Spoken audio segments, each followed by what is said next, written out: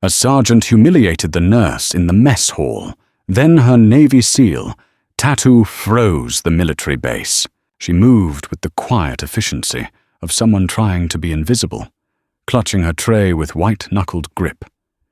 She didn't see the boot until it was too late.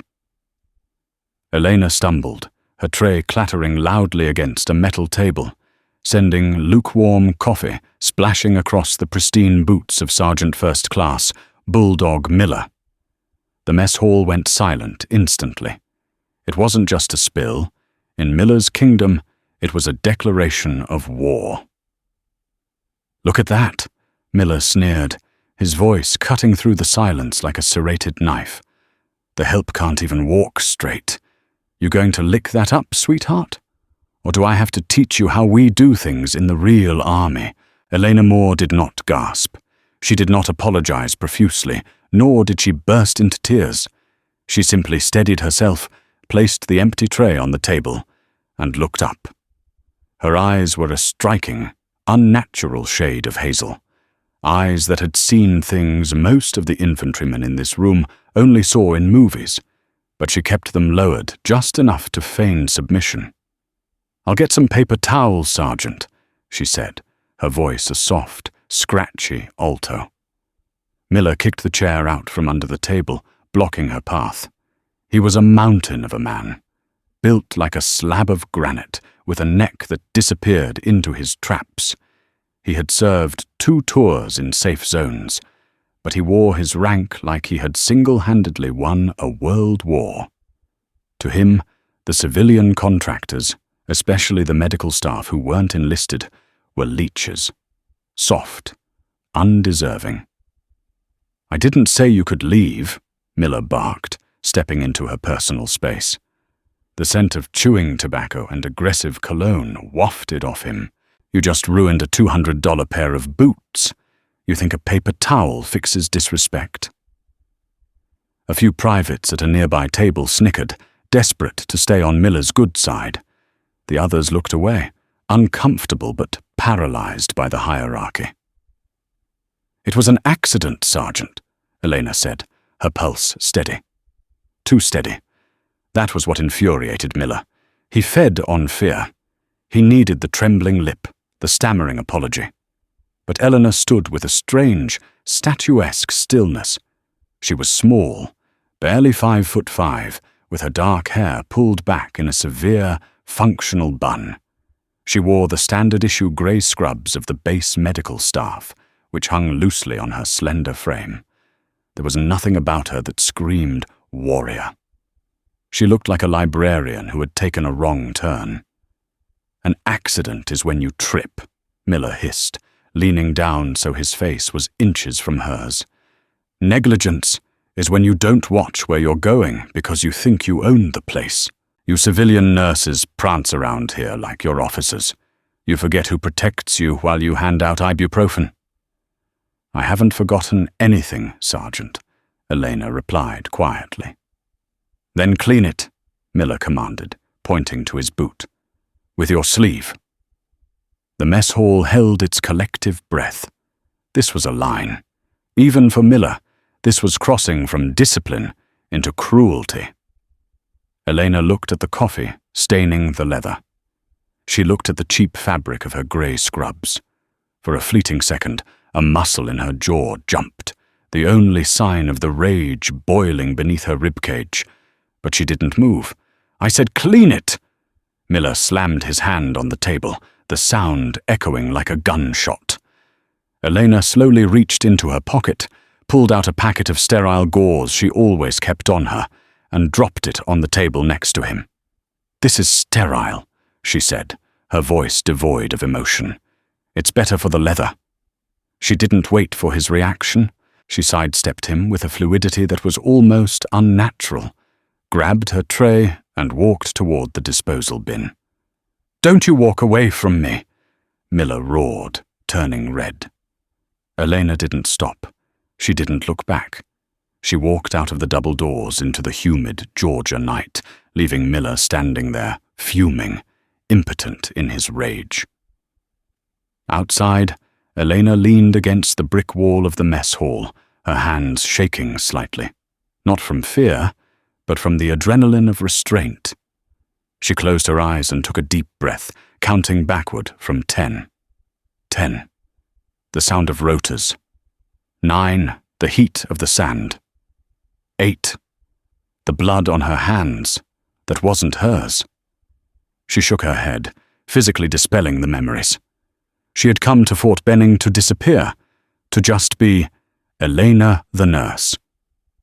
She didn't want the salutes, she didn't want the pity, and she certainly didn't want the past catching up to her. But men like Miller had a way of digging up graves they weren't prepared to stand in. The rumors about Elena started the next morning. In the barracks, the story had already mutated. Some said she had cursed Miller out. Others said she was shaking so bad she dropped the gauze. Miller, eager to regain control of the narrative, told anyone who would listen that she was insubordinate trash, and he was going to have her contract terminated by the end of the month. Eleanor ignored it all. She focused on her work at the base clinic. The clinic was her sanctuary. The smell of iodine and clean linens was the only thing that made sense to her world. She was currently wrapping the ankle of a young corporal who had twisted it during morning PT. "You're the one, aren't you?" the corporal asked, watching her work. He looked young, barely 20, with fear still fresh in his eyes. "The one what?" Elena asked, keeping her eyes on the bandage. Her movements were precise, economic, a masterclass in efficiency. "The one who stood up to Bulldog." Elena tightened the clip. "I didn't stand up to anyone. I just didn't clean his boots with my shirt." "He's gunning for you, Mum," the corporal warned, lowering his voice. "He's telling the XO that you're stealing supplies. He's trying to get you barred from the mess hall." Elena paused. "Let him try." "You don't know him. He makes life hell for people he doesn't like." "I've been through hell, Corporal," Elena said softly, finishing the wrap. "Miller is just a tourist." The corporal blinked, confused by the shift in her tone. Before he could ask what she meant, the clinic door swung open. The atmosphere in the room changed instantly. It wasn't the air conditioning. It was a shift in pressure. 2 men walked in. They weren't regular army. They wore multicam fatigues that were tailored, worn in, and lacked the standard unit patches. They moved with a predatory grace, scanning the room in seconds before their eyes settled on the front desk. But it was the man in the lead who sucked the oxygen out of the room. Commander Julian Knight was not a man you simply looked at. He was a man you experienced. He was tall, lean muscle coiled under a black t-shirt and fatigue pants. His face was a map of hard decisions, a scar running through his left eyebrow, stubble that defied regulation, and eyes that were cold, calculating steel blue. He was a Navy SEAL, a legend in the special operations community. The kind of man who didn't exist on paper. The clinic administrator, a flustered woman named Mrs. Higgins, stood up so fast she knocked over her pencil cup. Can I help you, sir?" Knight didn't look at her. He was scanning the room, looking past the patients, past the equipment. He was hunting. "I'm looking for a nurse," Knight said. His voice was a low rumble, like distant thunder. "Last name Moore." Elena, still kneeling by the corporal's ankle, went rigid, the breath caught in her throat. She hadn't heard that voice in 3 years, not since the funeral. She slowly stood up, using the exam table for support. She was hidden behind a privacy curtain, but she knew he would find her. He always found the target. "We don't have a Moore on the active duty roster," Mrs. Higgins stuttered, typing furiously. "She's civilian," Knight corrected. "Contractor, transfer from Landstuhl, Germany." Mrs. Higgins tapped a few keys. "Oh, yes. Elena Moore. She's in Bay 4. Knight turned, his boots silent on the linoleum floor. He walked toward Bay 4. Elena stepped out from behind the curtain before he could reach it. She needed to meet him on her feet. They locked eyes across the 10 feet of sterile clinic floor. The world seemed to tilt on its axis. The young corporal on the table looked back and forth between them, sensing a history that was heavy enough to crush bones. Knight stopped. His stoic mask cracked, just for a fraction of a second, revealing a raw, agonizing relief. "Elle," he breathed. Elena crossed her arms, hugging her chest as if to keep herself from falling apart. "Julian, you're supposed to be in Djibouti. And you're supposed to be in therapy in D.C., he countered, closing the distance. He stopped a foot away from her, respecting a boundary she had drawn years ago. "I heard you went off-grid, took a contract at a training base." "Why, Elena?" "I wanted quiet," she whispered. "I wanted boring." Knight let out a dry, humorless laugh. "You think you can just turn it off, after what we went through?" "I'm trying, Julian. Please." She looked around. People were staring. "Don't do this here. Don't blow my cover." Knight's eyes narrowed. He looked at her scrubs, her tired eyes, the way she held herself like a wounded bird trying to fly. "Is anyone giving you trouble?" "No," she lied immediately. "It's fine. It's just a job." Knight studied her face. He knew her better than anyone alive.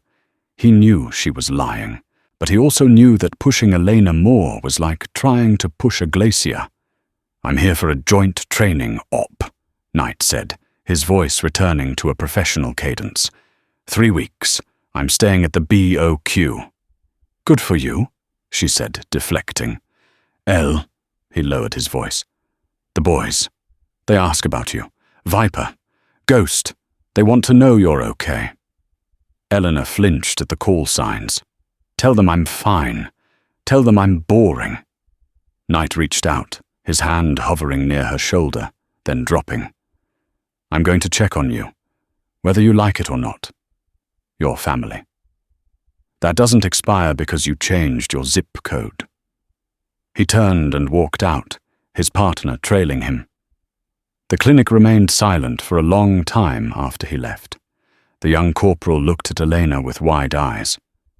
"You know a SEAL commander?" Elena grabbed a clipboard, her hands trembling again. "Finish tying your boot, Corporal. You're cleared for duty." 2 days passed. The tension on the base was palpable, though most of it revolved around the arrival of the SEAL team. They were like apex predators dropped into a petting zoo. Everyone gave them a wide berth, but for Sergeant Miller, the arrival of the Special Ops team was just an annoyance. It disrupted his schedule. It made his authority feel smaller, and when a bully feels small, they look for someone smaller to crush. Friday night, the mess hall was serving steak, or at least the Army's version of it. It was surf and turf night, a morale booster. The hall was packed. Elena hadn't eaten since breakfast. She had pulled a double shift at the clinic because of a flu outbreak in the barracks. She was exhausted, hungry, and her guard was down. She walked into the mess hall, hoping to grab a to-go box and disappear. She didn't see Miller holding court at the center table, but he saw her. "Well, well," Miller announced, standing up. "If it isn't the princess of the clinic." Elena stopped. She was trapped in the queue, surrounded by soldiers. She kept her head down, grabbing a tray. "I'm talking to you more," Miller shouted. He was drunk, not on alcohol, but on the laughter of his sycophants. "I heard a rumor. Heard some big shot officer came sniffing around for you at the clinic. What's the matter? You servicing the officers now? Is that how you keep your contract?" The room went dead silent. The crude sexual insinuation hung in the air, heavy and ugly. Elena slowly set her tray down. The metal rang against the rail. She turned to face him. Her face was pale, but her eyes were burning. "Be careful, Sergeant," she said, her voice carrying across the silent hall.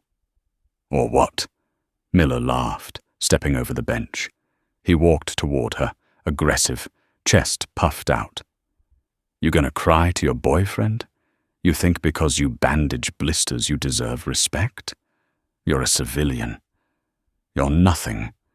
You haven't earned the air you breathe in this base. He was close now. Too close. You don't know what I've earned, Elena said, her voice dropping an octave. I know you're violating dress code. Miller smirked. He reached out, grabbing the loose sleeve of her grey scrub top. These are supposed to be fitted. You look like a bag of trash. Let go of me, Elena warned. It wasn't a plea. It was a tactical command. Make me, Miller sneered. He yanked on her sleeve, hard. The fabric of the cheap, worn-out scrubs gave way. It didn't just tear. The violent tug ripped the left shoulder seam wide open, pulling the fabric down past her bicep, exposing her shoulder and upper arm to the harsh, fluorescent lights of the mess hall. Time seemed to fracture. Miller opened his mouth to make another joke, but the words died in his throat. There, stamped into the pale skin of her deltoid, was a tattoo. It wasn't a cute butterfly. It wasn't a heart. It was a massive, intricate trident. The Budweiser, the eagle, the pistol, the anchor. But it wasn't just the standard insignia. Woven through the tines of the trident were 3 distinct elements: a medic's red cross, a specific set of coordinates, and a date. And beneath it, in jagged, scarred letters, was a single word: Savior. In the military culture, you do not wear that ink unless you earned it. If you wear it and you didn't earn it, you are beaten. If you wear it and you did earn it, you are a god. But a woman? A civilian nurse? Miller stared at it, his brain trying to compute the impossibility. What the hell is that? He reached out to touch it, perhaps to see if it was fake. Don't touch it. The voice didn't come from Eleanor. It came from the entrance of the mess hall. The double doors had swung open. Commander Julian Knight stood there. But he wasn't alone. Behind him stood 6 other men. They were bearded, terrifying, and silent. They wore the specific patch of DevGru, SEAL Team 6, and they were all looking at Sergeant Miller with the kind of look a butcher gives a pig. The mess hall didn't just go silent, it froze. The air temperature seemed to drop 20 degrees. Elena pulled her torn scrub top up, covering the ink, but the damage was done. She looked at Knight, her eyes glistening with humiliation and rage. Knight didn't look at Eleanor. He walked straight toward Miller. The crowd parted like the Red Sea. You tore her uniform, Knight said, his voice conversational, which was infinitely scarier than shouting. Miller, realizing he had just stepped onto a landmine, tried to backpedal. Sir, she's a civilian. She was out of reg. That tattoo, Knight interrupted, pointing a finger at Elena without looking away from Miller, is the only reason 3 of the men standing behind me are alive today. That tattoo is the only reason I am alive today. Knight stopped inches from Miller's face. That woman is the widow of Chief Petty Officer Marcus Moore, and she is the only non-SEAL in history to be combat authorized by Red Squadron to wear that trident. A gasp rippled through the room. Knight's eyes were black holes. And you just put your hands on her. The silence in the mess hall was absolute. A heavy blanket that smothered the usual chaotic noise of a military dinner service. 500 pairs of eyes were locked on the scene. The hulking, now pale form of Sergeant Miller, the lethal stillness of the SEAL team, and the small, trembling figure of Eleanor Moore clutching her torn scrub top. Commander Julian Knight didn't shout. He didn't strike Miller. He did something far worse. He looked at the sergeant with a profound, terrifying disappointment, as if Miller were a structural failure in a building he had trusted. You speak of earning things, Knight said, his voice carrying to the back of the room without effort. You talk about the real army. Let me tell you about the real war, Sergeant." Knight took a step closer, invading Miller's personal space with the confidence of a predator. Miller, who towered over most men, seemed to shrink. 3 years ago, in the Petch Valley, my team was ambushed. We were cut off, outnumbered 50-1. My medic was dead. I was bleeding out from a femoral artery nick. My chief petty officer, Marcus Moore, was gone. Knight's voice cracked slightly on the name, a fissure in the granite. He glanced briefly at Elena, who was staring at the floor, tears silently tracking through the dust on her cheeks. "We were overrun," Knight continued, turning his gaze back to Miller.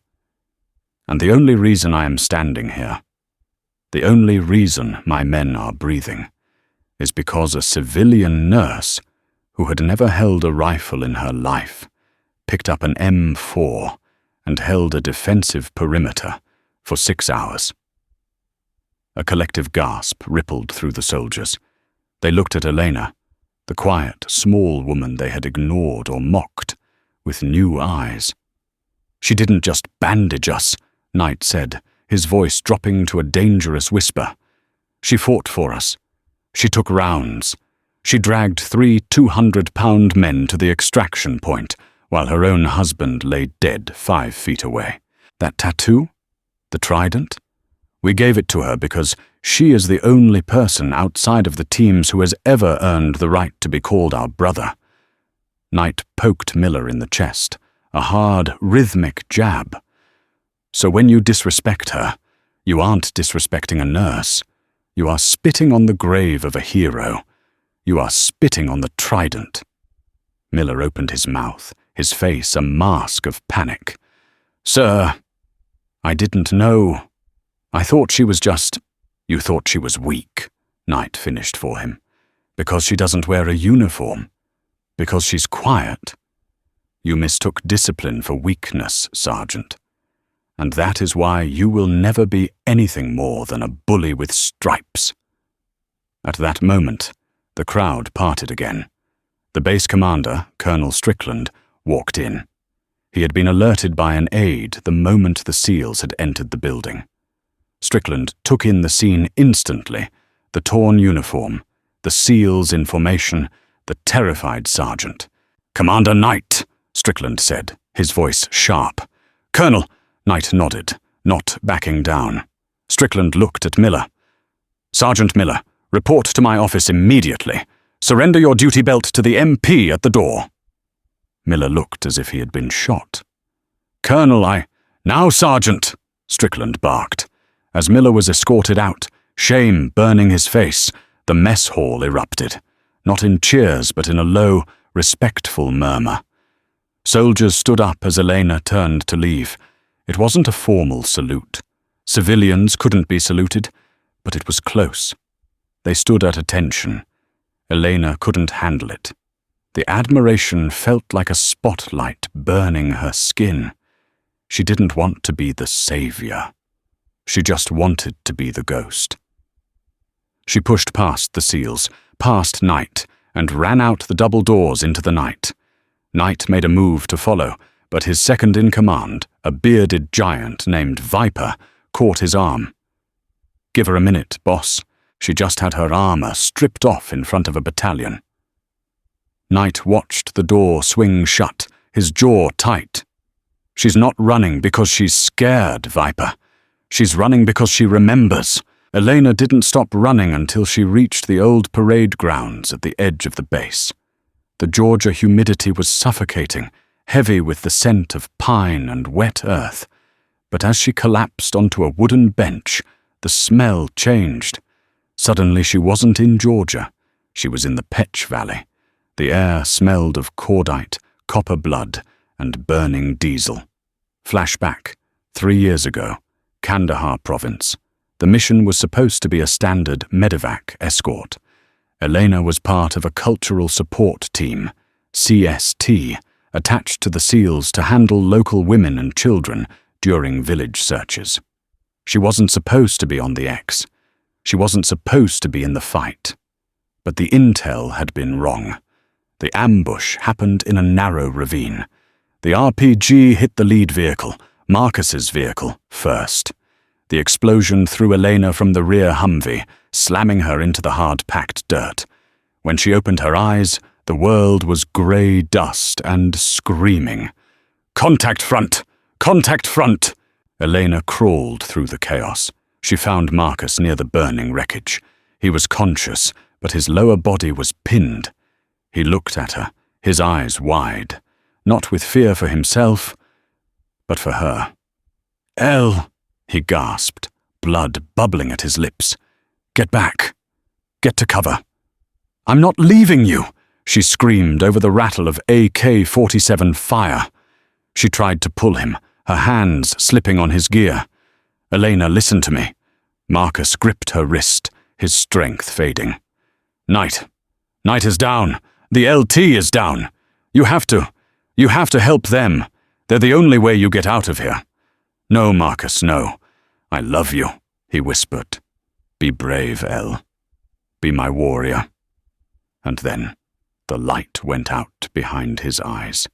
Elena screamed, a sound that tore her throat raw, but survival instinct, cold and ancient, hijacked her brain. She grabbed Marcus's medical kit. She grabbed his sidearm, and she ran toward the suppression fire. She found Lieutenant Commander Julian Knight behind a rock wall, his leg a mess of shredded meat and bone.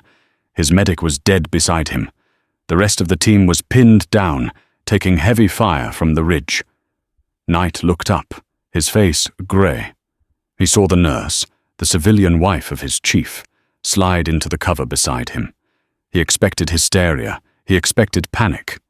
Instead, Elena Moore went to work. She didn't speak. She applied a tourniquet to his leg with trembling but sure hands. She packed the wound with combat gauze. She stabbed him with morphine. "Can you shoot?"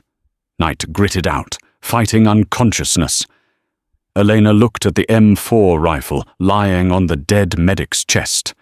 She looked at the ridge where muzzle flashes were sparking like angry fireflies. She thought of Marcus. "Yes," she said. It was a lie. She had only fired on a range twice. "Take the weapon," Knight ordered. "Watch the left flank. Do not let them cross the wadi." For the next 6 hours, Elena Moore ceased to be a person. She became a machine. She fired until the barrel of the M4 glowed hot. She threw grenades. She dragged wounded men back to the casualty collection point, her scrubs soaked in blood that wasn't hers. When the insurgents tried to rush their position, thinking the SEALs were all dead, it was Eleanor who saw them. She stood up, exposing herself to fire, and laid down a suppressing burst that allowed Viper to flank them with the SAW gunner. When the extraction helicopters finally screamed over the ridge, chopping the air into submission, Elena didn't cheer. She didn't move. She was sitting next to Knight, holding pressure on his leg, staring at the body of her husband across the clearing.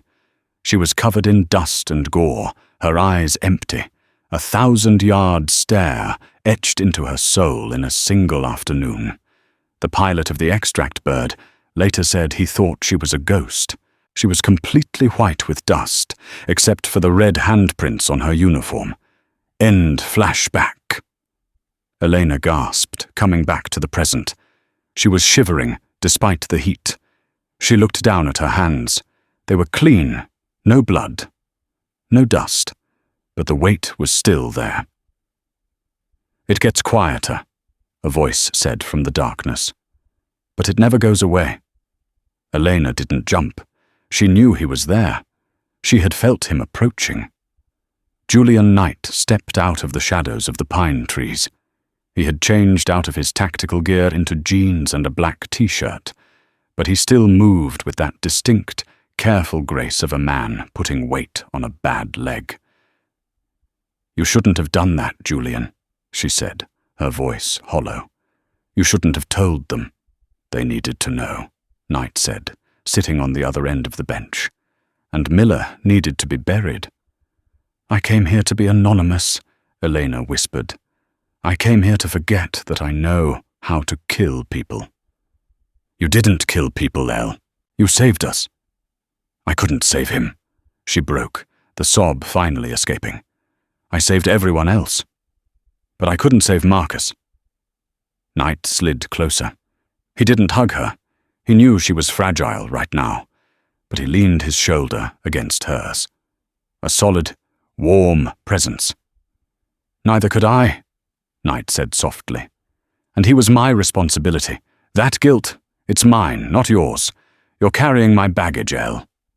They sat in silence for a long time, the crickets of Fort Benning the only sound. "What happens now?" Elena asked, wiping her eyes. "Now," Knight said, looking at the moon. "You stop hiding. You wear that trident. And you let us help you. Because Miller isn't done. I saw it in his eyes. He's a coward, and cowards don't learn lessons. They seek revenge." The weekend passed in a blur of whispers. Wherever Elena went, the commissary, the gas station, the clinic, heads turned. But the sneers were gone. They were replaced by awe, which Eleanor found almost more suffocating. Soldiers would step out of her way. Officers would nod respectfully. She was no longer the help.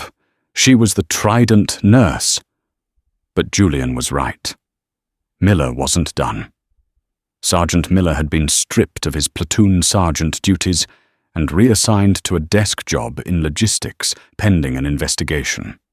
For a man whose entire identity was built on dominance and rank, this was a fate worse than death. He sat in the basement of the admin building, sorting requisition forms, his rage fermenting like poison. He couldn't touch Elena physically. The SEALs were watching her like hawks, but he could destroy her reputation. He could destroy her life. Miller spent his nights digging. He called in favors from old drinking buddies in the Pentagon. He scoured personnel files he wasn't supposed to have access to. He was looking for a crack in the armor of St. Helena. And on Monday morning, he found it. Or at least, he found something that looked like a crack. Elena was in the clinic, organizing inventory, when the door opened. It wasn't Julian. It was 2 military police officers, flanked by a rigid-looking captain from the Judge Advocate General's office. "Elena Moore?" the captain asked. Elena dropped a box of gauze. "Yes. I'm Captain Reynolds, Jack. We have a warrant to search your locker and your vehicle." Elena's heart hammered against her ribs. "What?" "Why?" "We received a tip regarding the theft of Schedule II narcotics from the base dispensary," Reynolds said, his face impassive. "Specifically, morphine and oxycodone." "That's insane," Elena said, stepping forward. "I inventory those meds. I've never taken a single pill." "Then you have nothing to worry about," one of the MPS said, moving past her to the lockers. Elena watched in horror as they pried open her locker. They dumped her bag out. Stethoscope, books, spare scrubs. And then, from the inside pocket of her spare jacket, a jacket she hadn't worn in weeks, the MP pulled out a small, unlabeled orange bottle. He rattled it. "Pills." "Identify these, Ms. Moore," the MP said, holding the bottle up. Elena stared at it. I've never seen that before. That's not mine." "It was in your jacket," Reynolds noted, writing on a clipboard. "Someone put it there," Elena cried out, panic rising. "Sergeant Miller! It has to be Miller! He threatened me!" "Sergeant Miller is currently on administrative leave and has no access to the clinic," Reynolds said dismissively. "Ms. Moore, I'm going to have to ask you to surrender your base pass.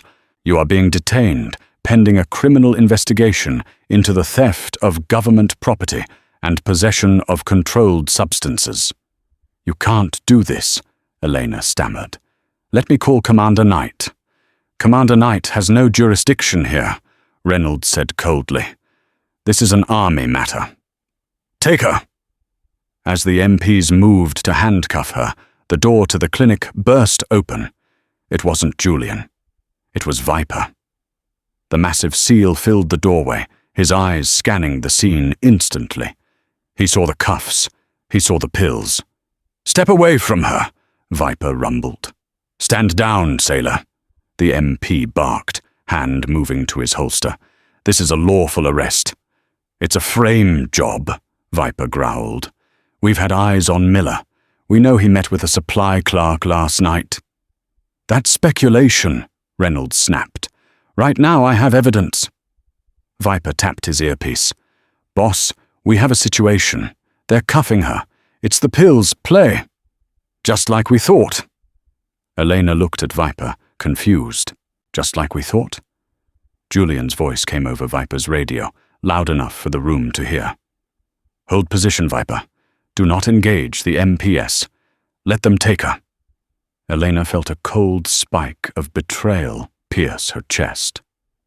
"Let them take her?" Viper looked at Elena, his expression grim. "Trust him, El. Go with them. Don't say a word." Elena was marched out of the clinic in handcuffs, paraded past the very soldiers who had looked at her with awe just hours before. The shame was burning, hotter than before. Miller was watching from the window of the admin building across the street. He smiled, a cruel, satisfied twist of lips. He had won. The hero was a junkie. The legend was a lie. But Miller didn't see what was happening on the roof of the building behind him. He didn't see the drone surveillance feed that Julian Knight was watching from a tactical van 3 blocks away. "He took the bait," Julian said, watching the monitor where Miller was texting on a burner phone. "He thinks he's destroyed her." Julian turned to his comms officer. "Trace that text. I want the name of the clerk he bought the pills from, and get the surveillance footage from the clinic hallway for the last 48 hours. I want to see who planted that bottle." Julian looked at the screen, watching Elena being put into the back of a police cruiser. His face was a mask of cold fury. "You wanted a war, Miller," Knight whispered. "You just started one with the wrong tribe." Elena sat in the back of the cruiser, the hard plastic seat digging into her back. She felt alone, abandoned. Had Julian set her up? Was this part of some game? She closed her eyes, and the image of the trident burned in her mind. Savior. "I saved them," she thought. "Who is going to save me?" The car pulled away, heading toward the base brig. The storm had arrived. The interrogation room in the base brig was a cold, windowless box designed to do one thing: dismantle the human spirit.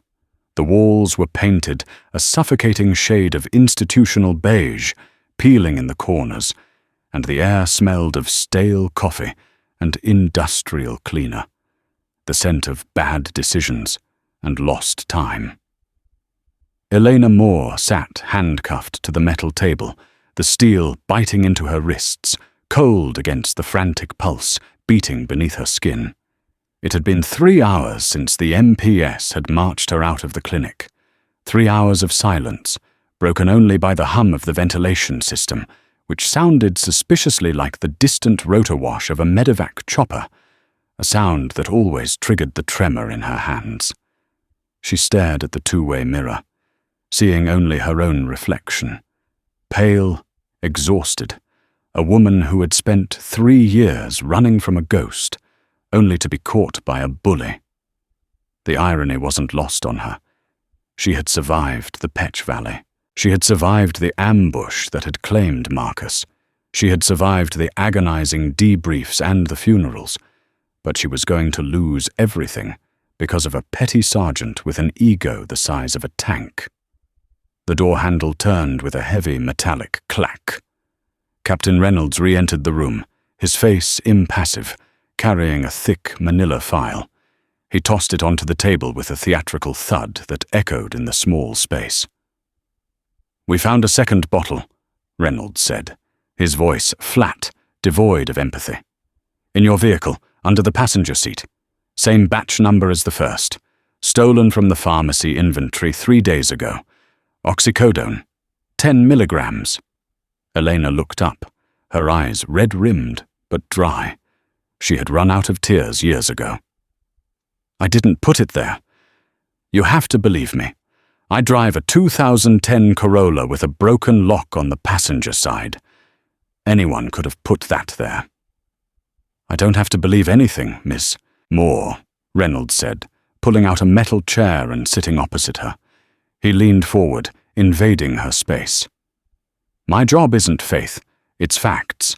And the facts are that I have physical evidence of possession of Schedule II controlled substances with intent to distribute on a federal military installation. Do you know what the sentencing guidelines look like for that? You're looking at 10 years, Elena. Minimum. Leavenworth isn't kind to civilians. Elena felt the blood drain from her face. 10 years. Her life effectively over. The small, quiet existence she had built, the garden she tended, the books she read, the silence she cherished, would be erased. Reynolds softened his tone, shifting gears seamlessly. It was the classic technique. Break them with fear, then offer a lifeline. Look, Elena, I know who you're connected to. I know Commander Knight is causing a stir upstairs. But he can't help you here. This is Army jurisdiction. JAG is involved. Naval Special Warfare has no pull in a drug case. He slid a piece of paper across the table. A confession form. If you sign this now, Reynolds said, his voice dropping to a conspiratorial whisper, I can talk to the prosecutor. We can plead it down to simple possession. You lose your nursing license. Your contract is terminated immediately, and you leave the state. But you stay out of prison. You walk away. Elena stared at the pen. It was a way out. A coward's way out. Admit to a lie to save her freedom. Marcus would have hated it. Julian would despise it. But she was so tired of fighting. She started, her voice trembling, her hand inching toward the pen. Don't quit on the X, Marcus's voice echoed in her memory. You never quit on the X. Before her fingers could touch the plastic barrel of the pen, the heavy steel door swung open with a violent hydraulic hiss that made Reynolds jump. It wasn't a guard. It wasn't a lawyer. Colonel Strickland, the base commander, strode into the room. He was a man who usually projected calm authority, but today he looked like he was vibrating with suppressed rage, and walking right behind him, filling the doorway with a presence that sucked the oxygen out of the room, was Commander Julian Knight. Knight wasn't wearing his dress uniform. He was in tactical pants and a black t-shirt, holding a ruggedized laptop like a weapon. His face was a mask of cold, predatory focus. Colonel? Reynolds stood up, knocking his chair back, confusion warring with indignation. Sir, I'm in the middle of a custodial interrogation. This is highly irregular. You're in the middle of a crime scene, Captain, Knight said, his voice razor-sharp, cutting through Reynolds' protests like a scalpel. But Ms. Moore isn't the criminal. Reynolds bristled, his ego taking the wheel. Commander, I warned you about jurisdiction. You have no authority in this brig. Shut your mouth, Captain, Strickland barked, the command echoing off the concrete walls. That is a direct order. Sit down and watch the screen. Knight set the laptop on the table, pushing the confession form aside, as if it were trash. He opened the lid and hit a key. A grainy black and white video feed filled the screen. We pulled this from the backup server of the base security network, Knight narrated, his voice dangerously calm. This is the hallway outside the clinic. Timestamp, 0300 hours yesterday. Elena leaned forward, her breath catching in her throat. The hallway on the screen was empty, bathed in the eerie green glow of night vision security cameras. Then, a figure appeared.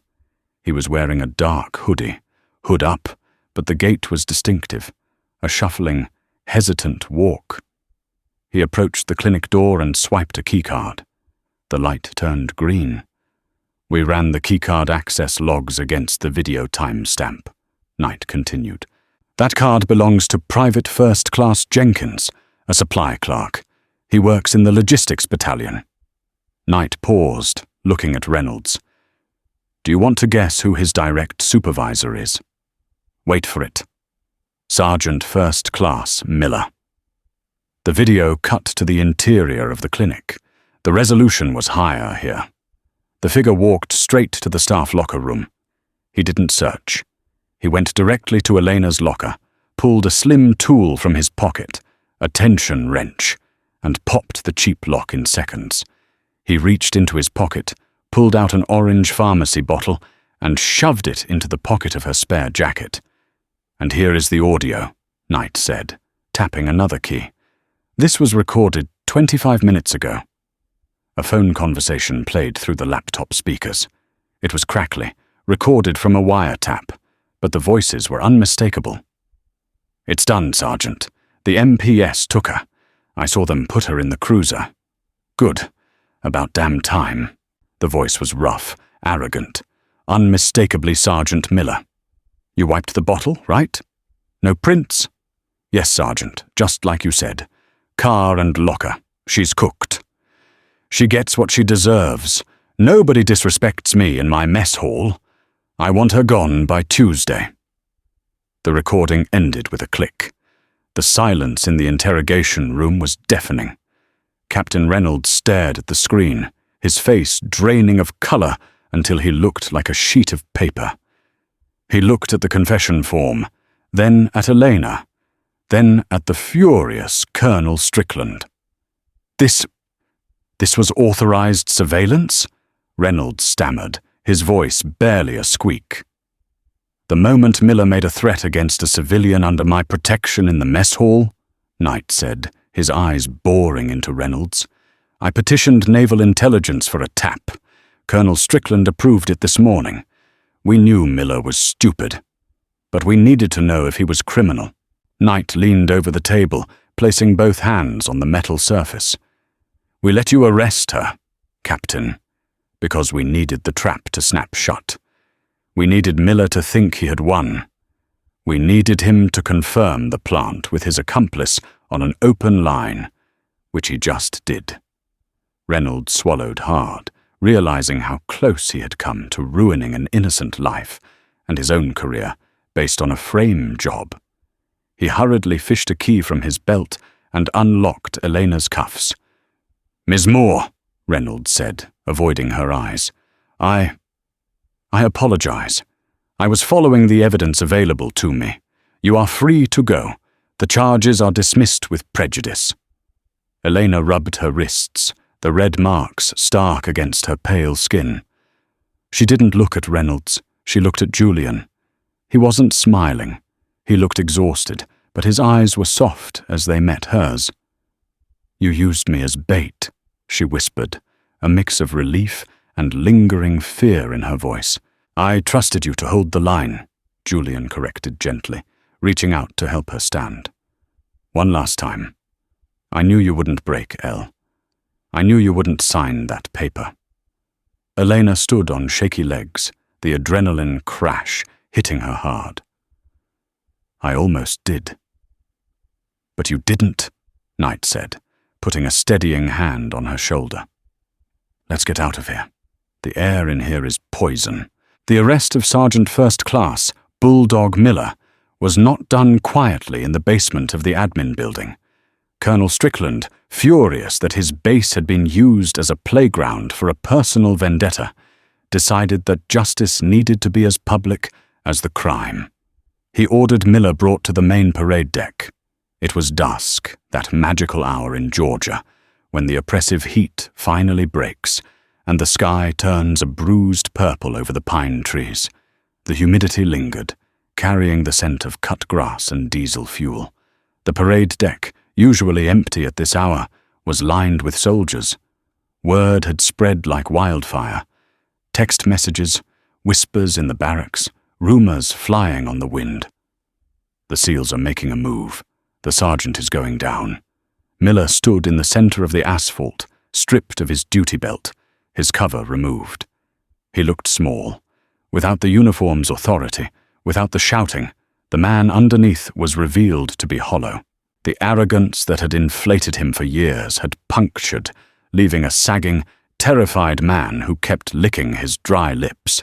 "You planted evidence," Colonel Strickland shouted, his voice amplified by the natural acoustics of the surrounding buildings. "You coerced a subordinate. You conspired to frame a civilian contractor. You betrayed the oath of your rank and the trust of your command." Strickland's face was red, veins bulging in his neck.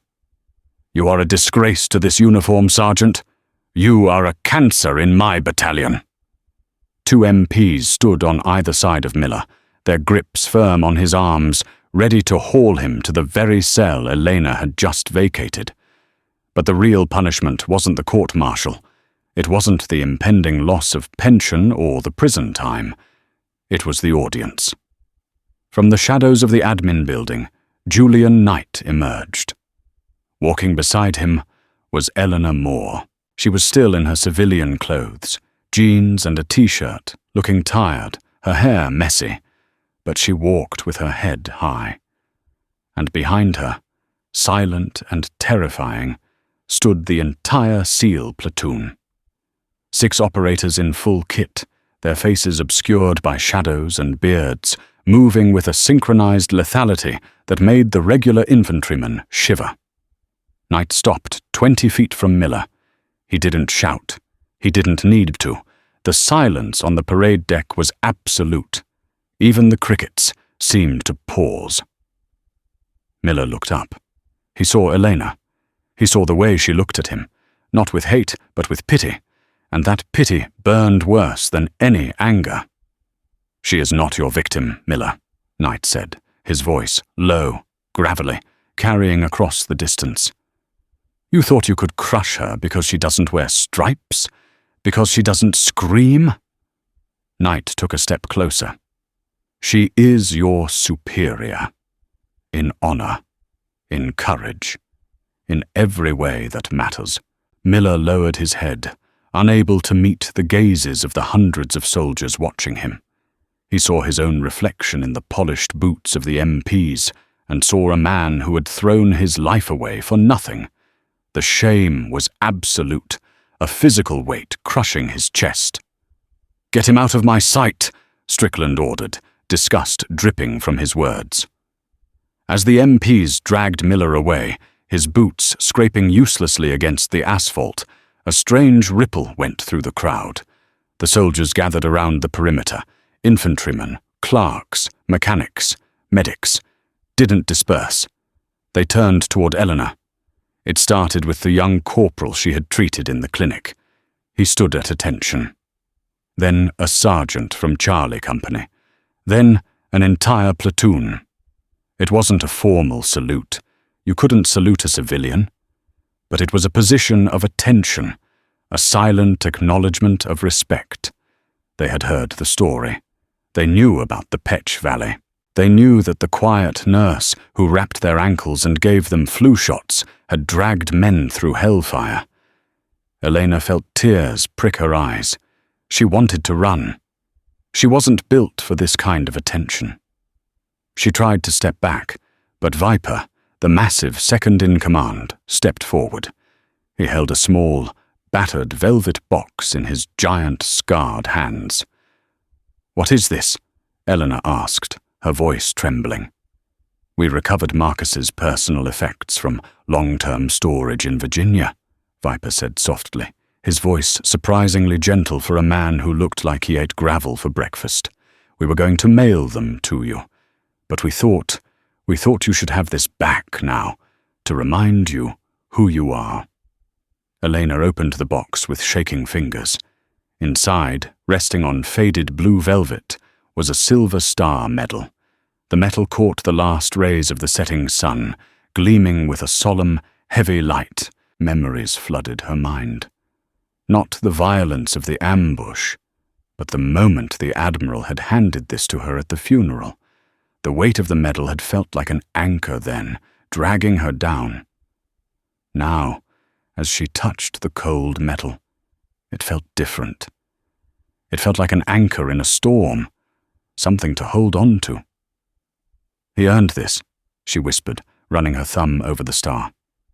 "You both did," Julian said, stepping up beside her. "He died protecting his team. You lived to save them. That star belongs to the name Moore. It doesn't distinguish between the two of you." Elena clutched the box to her chest, closing her eyes. The tears finally came freely, sliding down her cheeks. They weren't tears of pain, or trauma, or fear. They were tears of release. The ghost wasn't haunting her anymore. He was standing guard. He was coming home. 2 days later, the airfield at Fort Benning was quiet, save for the high-pitched whine of a C-130 Hercules spooling up its engines. The morning mist clung to the tarmac, turning the world into a soft, grey dreamscape. Elena stood by the lead Humvee, her arms crossed against the morning chill. She watched the SEAL team loading their gear, pelican cases, weapon bags, the tools of their trade. They moved with efficient, practiced economy, a tribe of warriors leaving the village they had disrupted. Julian Knight stood next to her, watching the horizon where the sun was just beginning to burn through the fog. He looked different, lighter. The tension that usually coiled in his shoulders seemed to have unspooled. "You're leaving," she stated, the words hanging in the damp air. "Mission's over," he replied, not looking at her yet. "Miller is in the brig awaiting court-martial. The JAG investigation into the pharmacy is closed. The charges against you are expunged. You're free, Elle. Truly free." "Free," she repeated, testing the word on her tongue. It felt strange. For 3 years, freedom had meant anonymity. It had meant hiding her tattoo, hiding her past, hiding her grief. Now, freedom felt expansive, terrifyingly open. "You could come with us," Julian said, finally turning to face her. His blue eyes were intense, searching her face. "There are jobs in Virginia Beach, consultant work for the training groups, TCCC instructor positions. You're too good to be wrapping ankles in a training depot in Georgia. You have skills we need." Elena looked at him, then at the gaping maw of the C-130 ramp. She saw the life she had left behind, the camaraderie, the purpose, but she also saw the shadows. "I can't go back to the teams, Julian," she said softly. "Too many ghosts. Every time I see a trident, I see him. I see the blood on my hands. I can't live in that world anymore." Julian nodded slowly. He understood. He carried the same ghosts. "Then let's make new memories," he said. Elena blinked, surprised. "What?" "I'm retiring, Elle," Julian said. The words were simple, but they landed with the weight of a boulder. "I'm putting in my papers next month. 20 years. My knees are shot, my back is a wreck, and I'm tired of burying friends." Elena stared at him. "You? Retiring? You're the legendary Commander Knight. The Navy is your blood. What would you even do?" "I don't know," he admitted, a small, genuine smile touching his lips, a smile that reached his eyes for the first time in years. "Maybe open a coffee shop. Maybe buy a boat and just sail until I run out of ocean. Maybe just sit on a porch and watch a sunrise without wondering if a sniper is watching me." He took a step closer, breaking the professional distance they had maintained since the ambush. "But I don't want to do it alone. And I don't want to do it without the only person who understands why I wake up screaming sometimes. The only person who knows what it costs to survive." He reached out, his hand hovering for a second before he took hers. His grip was rough, calloused, scarred, but incredibly warm. "Marcus told me to be a warrior," Elena whispered, looking down at their joined hands. She thought of the silver star in her bag. She thought of the tattoo on her shoulder. Savior. You are a warrior, Julian said firmly. But even warriors need to rest. The war is over, Elena. We won. It's time to come home. The wind from the propellers whipped her hair across her face. She looked at the C-130, then back at the base that had been her hiding place. She realized she didn't need to hide anymore. The trident on her arm wasn't a curse marked by death. It was a map, and it was pointing her toward a future she hadn't let herself imagine since the day the telegram came. She squeezed his hand back, hard. I don't drink coffee, she said, a playful light entering her hazel eyes, but I make a hell of a breakfast. Julian laughed, a rich, deep sound that seemed to chase the last of the shadows away from the tarmac. I'll take it. Breakfast sounds perfect.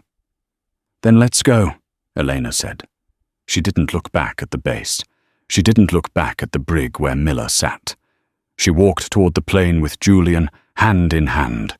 The roar of the engines swallowed them, lifting them up, carrying them away from the pain and into the open sky. Elena Moore thought she could outrun her past by wearing a mask of silence. But she learned that true strength isn't about hiding your scars. It's about knowing what they stand for. Sergeant Miller mistook quiet for weakness, not realizing that the calmest oceans often hold the deepest power. In the end, it wasn't the trident ink that made Eleanor a hero. It was the love that drove her to hold the line when the world was burning. We all carry battles nobody sees. We all have ghosts that follow us in the quiet moments. Be kind, be observant, and never judge a book by its cover, or a nurse by her scrubs. You never know who is walking among you with the heart of a lion and a story that could shake the earth.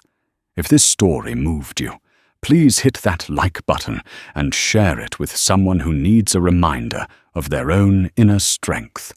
Subscribe for more stories of courage, karma, and the unbreakable human spirit.